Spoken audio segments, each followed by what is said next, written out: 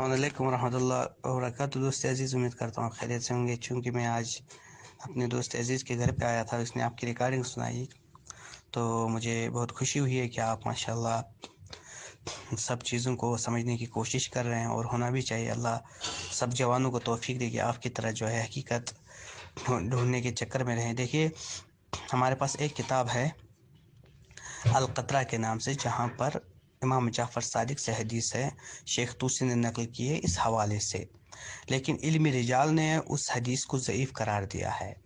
اس کے علاوہ ہمارے پاس کوئی ایسی کتاب نہیں ہے کہ جس پہ یہ لکھا ہو کہ شہادت ثالثہ پڑھا جا سکتا ہے۔ جی وعلیکم السلام مولانا، کیسے ہیں؟ اچھا، آپ کی جو دلیل ہے اس میں مجھے سوائے ہنسی کے کچھ نظر نہیں آیا۔ مجھے سمجھ نہیں آتی، آپ حوزہ علم حکم میں دین سیکھے ہیں یا پھر دھوکہ سیکھے ہیں؟ آپ لوگوں کے دھوکے سے ممی ڈیڈی شیعہ جو ہیں وہ امپریس ہو سکتے ہیں، کچے شیعہ امپریس ہو سکتے ہیں، ہم جیسے علی والے نہیں۔ ہم نے دین مولوی سے نہیں، مولا سے لیا ہے، پہلی بات۔ دوسرے نمبر پہ قبلہ اپنی بات پہ قائم رہیے گا۔ آپ نے کہا کہ القطرہ کے سوا کسی جگہ پہ فرمان موجود نہیں ہے اور وہ بھی ضعیف ہے۔ ٹھیک ہے، القطرہ کے سوا میں آپ کو بتاتا ہوں، معتبر کتب میں آپ کو دکھا دیتا ہوں۔ سب سے پہلے چلتے ہیں قرآن میں، سورہ بنی اسرائیل آیت نمبر 110 ہے، اسی کی تفسیر ہے بصائر درجات الکبریٰ میں۔ صحابی امام حسن عسکری علیہ السلام، ابو جعفر محمد بن حسن بن فروغ صفار، جلد نمبر 1 صفحہ نمبر 224 میں مولا کا فرمان موجود ہے۔ ٹھیک ہے، پھر ہم معتبر کتاب کی طرف چلتے ہیں، من لا یزر الفقیر، جلد نمبر 1 صفحہ نمبر 208، حدیث نمبر 238، اس میں یہ موجود ہے مولا کا فرمان شہادت ثالثہ پڑھنے کے حوالے سے۔ تیسری کتاب تہذیب الاحکام، چھٹے امام کا فرمان اس میں موجود ہے۔ پھر مصباح المتحجد میں فرمان مولا کا موجود ہے۔ احتجاج تبرسی میں شہادت ثالثہ موجود ہے۔ فقہ رضا میں شہادت ثالثہ موجود ہے۔ فقہ کامل میں موجود ہے۔ بہار الانوار میں موجود ہے۔ ہدایت النظرہ میں موجود ہے۔ مستدرک الوسائل میں موجود ہے۔ وسیلۃ المتقین میں موجود ہے۔ صادق شرازی کے احکام شباب میں موجود ہے۔ آپ کہہ رہے ہیں صرف القطرہ، وہ آپ کے لیے سچ مولا کے فرمان حجت نہیں ہوں گے، آپ کے لیے تو اجتہاد اور مجتہد کا فتویٰ جو ہے وہ جو ہے افضل ہوتا ہے، آپ کے لیے وہ حجت ہوتا ہے۔ چلیں آپ کو اس کی طرف بھی لے چلتے ہیں۔ توضیح المسائل ہے مظہر علی شرازی کی، اس میں بھی انہوں نے لکھا ہوا ہے۔ توضیح المسائل آیت اللہ محمد علی گرامی قومی، اس میں بھی یہ موجود ہے۔ توضیح المسائل محمد ابراہیم، اس میں بھی موجود ہے۔ توضیح المسائل مبشر کشانی، اس میں بھی موجود ہے۔ توضیح المسائل یوسف الدین رستگار، اس میں موجود ہے۔ کتنی کتب ہیں جس میں آپ صرف القطرہ کو لے کے بیٹھے ہوئے ہیں کہ صرف القطرہ میں۔ پہلا جھوٹ تو آپ کا یہیں پکڑا گیا، پہلا جھوٹ ہی آپ کا یہیں پکڑا گیا، آپ نے کہا کہ القطرہ کے سوا کہیں موجود نہیں ہے۔ نمبر 1، جو بصائر درجات میں حدیث ہے یا من لا یزر الفقی میں حدیث ہے، اس حدیث کے مثلا راوی جو ہوتے ہیں 5-6 آدمی ہوتے ہیں۔ ممکن ہے ان 5-6 آدمیوں میں 1-2 شخص جو ہوں صحیح ہوں، لیکن شاید 1-2 آدمی صحیح نہ ہو۔ تو اگر روایت میں ایک آدمی بھی مجہول ہوتا ہے، معلوم الحال ہوتا ہے، کاذب ہوتا ہے، یا جھوٹ بہاننے والا ہوتا ہے، حدیث گڑھنے والا ہوتا ہے، تو اس حدیث میں اگر 2 آدمی صحیح ہوں تو 2 آدمی صحیح ہونے سے وہ حدیث صحیح نہیں ہوتی ہے۔ جی قبلہ، میں تو چاہتا ہوں نا آپ نکالیں ہسٹری راویان کی، ابھی پتہ چل جاتا ہے۔ کتب رجال نکالیں، علم رجال کی روشنی میں دیکھ لیتے ہیں کون سا راوی جناب مجہول ہے، کون سا متروک ہے، کون سا مستند ہے، کون سا ضعیف ہے، ابھی پتہ چل جاتا ہے۔ مسئلہ ہی نہیں ہے سر، ٹھیک ہے۔ لیکن آپ اپنی باتوں پہ غور بھی کریں۔ آپ پتہ کیا کہہ رہے ہیں؟ آپ کہہ رہے ہیں کہ ممکن ہے ایسا ہو کہ یہ جو احادیث ہیں ان کے راویان ضعیف ہوں، ٹھیک ہے۔ یہ آپ کی بات کرنا اس بات کی طرف اشارہ ہے کہ آپ نے قبلہ تحقیق نہیں کی، آپ نے اندھی تقلید میں مبتلا ہو کر مولا کی ولایت کو چھوڑا ہے۔ تو علم رجال پہ مجھے پتا آپ بحث نہیں کریں گے، کیونکہ آپ کو کہیں راوی ابو بصیر جیسا نظر آئے گا، کہیں ابو حمزہ سمالی جیسا نظر آئے گا، کہیں حلبی جیسے نظر آئیں گے، ٹھیک ہے قبلہ، جن کو آپ کبھی بھی ضعیف قرار نہیں دے سکیں گے، ٹھیک ہے۔ تو آپ مجھے پتہ ہے پھر بھی اگر مگر کریں گے، علم رجال پہ نہیں آئیں گے، اگر مگر کر کے آگے پیچھے جانے کی کوشش کریں گے تو قبلہ آپ کے لیے میرے پاس ایک اور بند گلی ہے۔ اداب الصلاۃ امام خمینی صاحب کی کتاب، اس میں وہ لکھ رہے ہیں چھٹے امام کا فرمان احتجاج تبرسی سے لے کر، ٹھیک ہے، امام خمینی آپ کے نزدیک جو حجت ہیں ان کا اس کتاب میں فرمان چھٹے امام کا لکھنا اس بات کی طرف اشارہ ہے، اس بات کی دلیل ہے کہ امام خمینی مولا کے اس فرمان کو مانتے تھے، ٹھیک ہے۔ اگر آپ کہتے ہیں کہ وہ ضعیف مانتے تھے، اس کو جو ہے صحیح نہیں، اس حدیث کو مانتے تھے، ضعیف مانتے تھے، تو پھر امام خمینی نے اپنی کتاب میں ضعیف حدیث کو لکھ کر شیعت کو فروغ دینے کی کوشش کیوں کی؟ میرا سوال ہے آپ پہ، پینڈنگ ہے، ٹھیک ہے؟ لہٰذا آپ کو ماننا ہی پڑے گا کہ یہ حدیث جو ہے یہ ضعیف نہیں ہے، ٹھیک ہے جی؟ اب چلتے ہیں آگے، حدیث کیا ہے؟ حدیث چھٹے امام کی وہ لکھ رہے ہیں، فَإِذَا قَالَ أَحَدُكُمْ لا الہ الا اللہ محمد رسول اللہ فَلْيَقُلْ علی امیر المومنین ولی اللہ، ٹھیک ہے جی؟ بات کرنے کا مقصد یہ ہے کہ یہ جو فَلْيَقُلْ ہے، فَلْيَقُلْ یہ امر کا صیغہ ہے، ٹھیک ہے؟ ہمارے نزدیک جو ہے مولا کا جو حکم ہوتا ہے، جو امر ہوتا ہے، وہ وجوب پہ دلالت کرتا ہے۔ آپ کے نزدیک یہ جو امر ہے، امر کا صیغہ ہے، ٹھیک ہے؟ آپ کے نزدیک یہ مولا سے جو منسوب کر دیا جائے امر کا صیغہ، وہ کیا ہوتا ہے؟ خواہ واجب ہوتا ہے، مستحب ہوتا ہے، کیا ہوتا ہے؟ دوسری بات جو آپ نے کہی امام خمینی کی بات، دیکھیے حدیث جو ہے ہمارے پاس عربی میں ہوتی ہے، عربی کی الگ اپنی نزاکت ہوتی ہے۔ آپ نے فل یکن امر کا صیغہ کہا ہے، بالکل صحیح ہے، لیکن آپ کو معلوم ہونا چاہیے امر ہر جگہ واجب کے معنی میں نہیں ہوتا ہے۔ امر کے کم سے کم 6 معنی ہیں۔ جب آپ علم اصول پڑھیں گے وہاں پر آپ کو سمجھ میں آئے گا کہ کب امر جو صیغہ امر واجب کے معنی میں ہوتا ہے، کب مستحب کے معنی میں ہوتا ہے۔ اچھا قبلہ، سب سے پہلی بات آپ سے یہی کروں گا کہ آپ ہر پلیٹ سے حلوہ چکھ کے آگے نہ جائیں، کسی ایک پلیٹ پہ رک بھی جائیں۔ سب سے پہلے آپ نے بات کی تھی القطرہ میں جناب موجود ہے، اس کے سوا کہیں موجود نہیں، میں نے آپ کو ہر جگہ سے دکھا دیا۔ اس کے بعد آپ نے راویان کی طرف، میں نے اسی لیے راویان بھی آپ کو دکھا دیے، اسی لیے آپ کو میں نے مجتہدوں کی توضیح المسائل تک، ان کی کتب تک بتائی تھی، ان کو آپ نے نہیں چھیڑا، ٹھیک ہے؟ تو اس کا مطلب یہ تھا کہ آپ کے پاس ان کے بارے میں کوئی دلیل نہیں ہے، ٹھیک ہے؟ آپ نے اس کو نہیں چھیڑا۔ دوسرے نمبر پہ آپ حدیث کی بات کر رہے ہیں، تو ان احادیث میں سے آپ ایک پہ اٹکے ہیں جس میں امر کے صیغوں کو آپ کہہ رہے ہیں مستحب میں آتا ہے یا پھر واجب میں آتا ہے۔ تو قبلہ آپ اپنی جو موقف تھا اپنا، اس پہ ذرا غور کریں۔ آپ کہتے تھے نماز میں ہے ہی نہیں، کیا کہہ رہے تھے آپ؟ نماز میں موجود ہی نہیں ہے، واجب جانے یا مستحب جانے؟ قبلہ نماز میں تو آ گیا نا، پھنس تو آپ گئے ہیں بہت بری طرح سے۔ مستحب جانے تب بھی مولا کی ولایت نماز میں آ گئی ہے، آپ تو سرے سے انکار کر رہے ہیں۔ یہ اس حدیث سے کہاں سے ثابت یہ ہوتا ہے کہ جب آپ جو ہے تشہد نماز میں پڑھیں تو اس کے بعد جو آپ علی ولی اللہ پڑھیں؟ ممکن ہے یہ حدیث جو ہے اس کے باہر ہو کے ہو، ممکن ہے یہ کہنا چاہتی ہو کہ جب بھی آپ کبھی کلمہ شہادت پڑھنا چاہتی ہوں تو آپ اس طریقے سے پڑھیے۔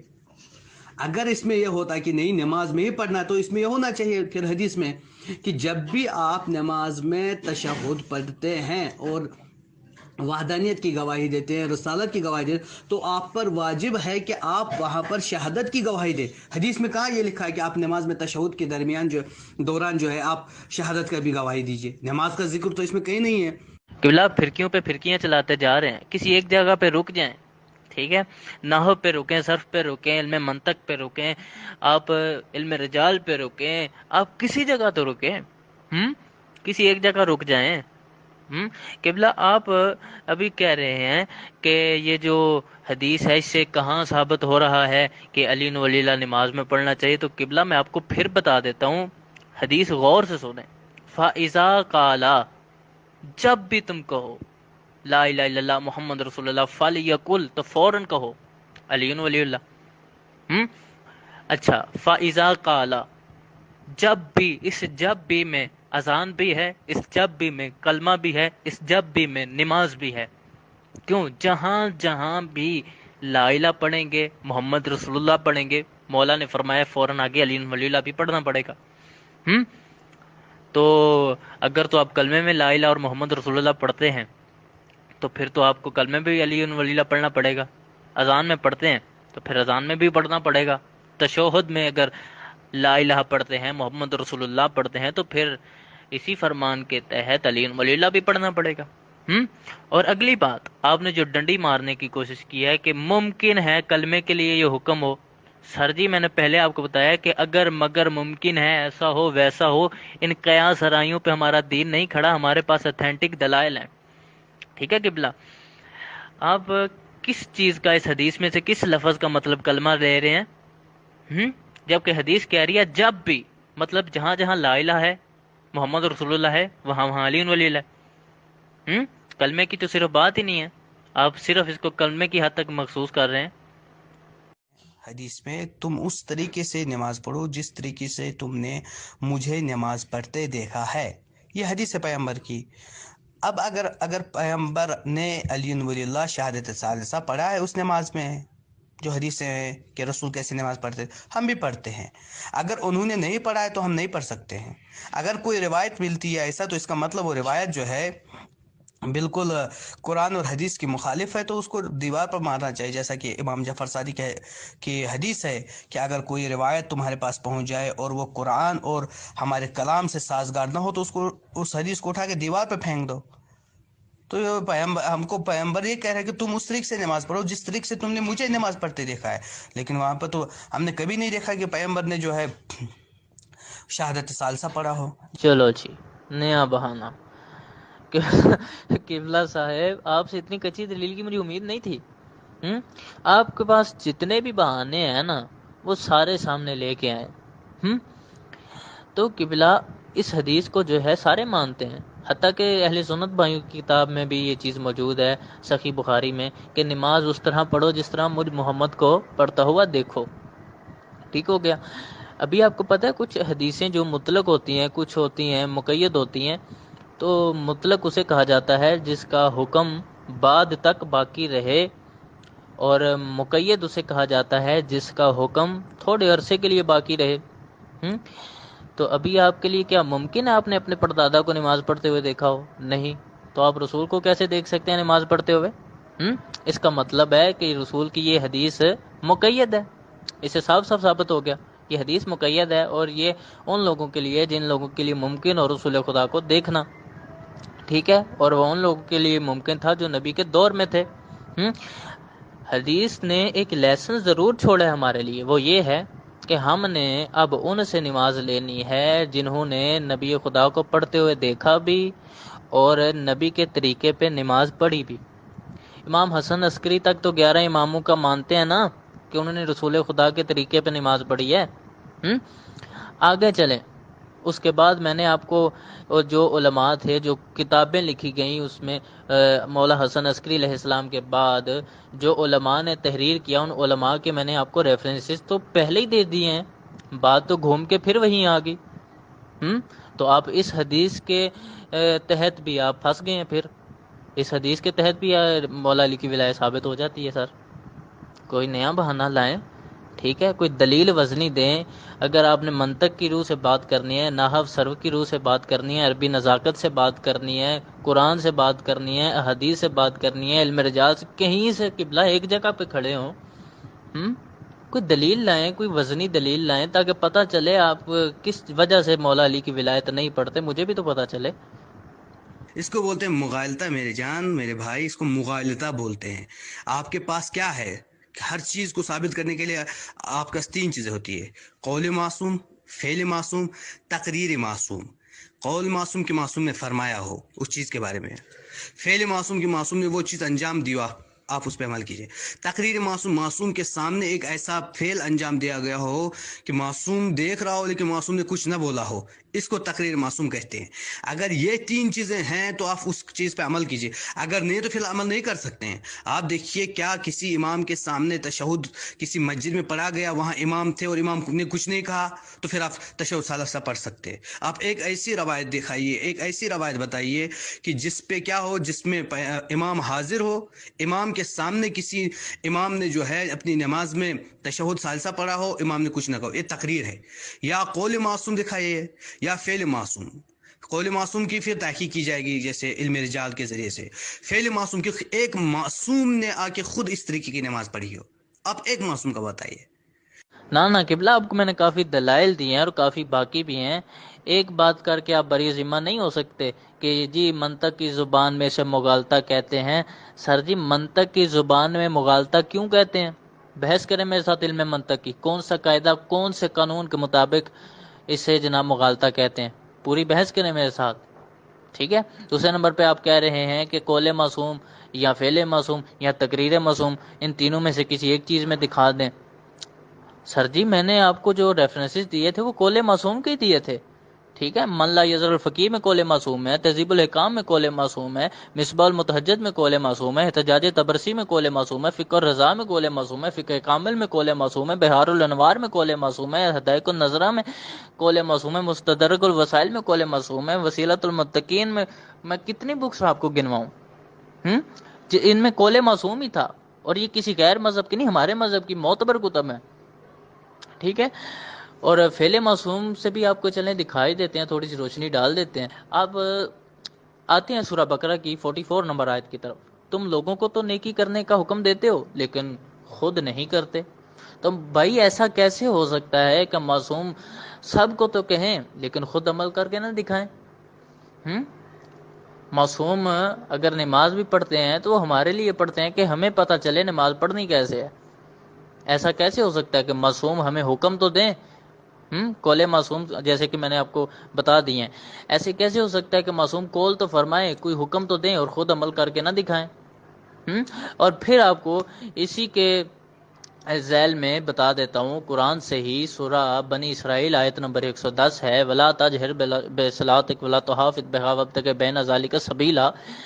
اللہ کہہ رہا ہے محمد اپنی نماز میں نہ بلند آواز سے نہ آہستہ آواز سے بلکہ درمیانی راستہ اختیار کرو، ٹھیک ہے۔ اسی کی جب تفسیر ہم بصائر درجات الکبریٰ صحابی امام حسن عسکری علیہ السلام ابو جعفر محمد بن فروخ الصفار جلد نمبر 1 صفحہ نمبر 224 میں جا کے اسی آیت کی تفسیر امام باقر سے پوچھتے ہیں تو مولا فرماتے ہیں اللہ اپنے حبیب سے کہہ رہا ہے، حبیب اپنی نماز میں نہ تو بلند آواز سے نہ آہستہ آواز سے بلکہ درمیانی آواز سے علی کی ولایت کی گواہی دو۔ تو ایسا کیسے ممکن ہے کہ اللہ اپنے حبیب سے کوئی بات کر رہا ہے اور اس کا حبیب اس فعل پہ عمل نہ کرے، عمل نہ کر کے دکھائے؟ ایسا کیسے ممکن ہے؟ تو قبلہ قول معصوم فعل معصوم سے آپ کو دلائل مل چکے ہیں کہ نہیں ملے ابھی؟ اور تیسرے نمبر پہ آپ کو میں نے فتاوے بھی بتائے ہیں مجتہدین کے، ٹھیک ہے جی۔ اور آپ کو کیا چاہیے؟ اور آپ کو کس چیز کے منتظر ہیں؟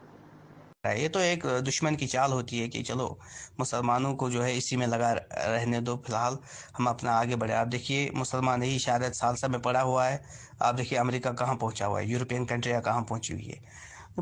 بہتر یہ ہے کہ ان چیزوں کو چھوڑ کے جو ہے انسان صحیح طور پر علم کو حاصل کرنے پہ لگے، صحیح طور پر اپنے علم کو بڑھائے۔ بہتر یہ ہے کہ ان چیزوں کو چھوڑ کے جو ہے انسان صحیح طور پر علم کو حاصل کرنے پہ لگے، صحیح طور پر اپنے علم کو بڑھائے۔ بہتر یہ ہے کہ ان چیزوں کو چھوڑ کے جو ہے انسان صحیح طور پر علم کو حاصل کرنے پہ لگے، صحیح طور پر اپنے علم کو بڑھائے۔ نہ چھیڑ ملنگان حیدر، انہیں ان کے حال پہ رہنے دے، انہیں گھر پہ علی کے جینے دے، انہیں مولا